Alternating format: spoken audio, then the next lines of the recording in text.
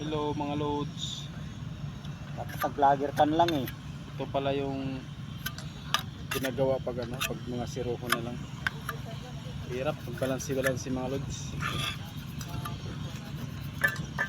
Hindi ka naman nakikita Kailan- eh. Kailangan pala medyo malinaw ang mata mo. Kay pag hindi pala tatapingi talaga yung gawa mo mga loads.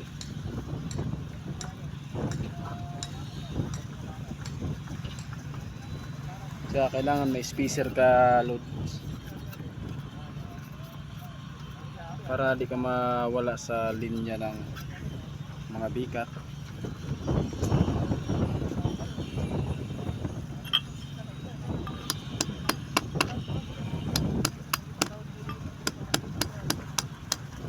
Hindi naman nanonood sa'yo.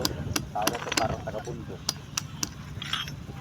Tapos kailan sukat-sukatin mo rin yung mga loads para sureable ba. Yan.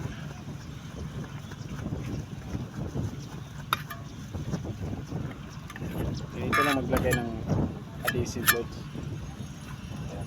Pero dandahan lang ba. Kunin mo yan. Tigas na sa ilalim yun. Hindi masyadong marami, hindi rin masyadong unti. Tamtaman lang. Yan.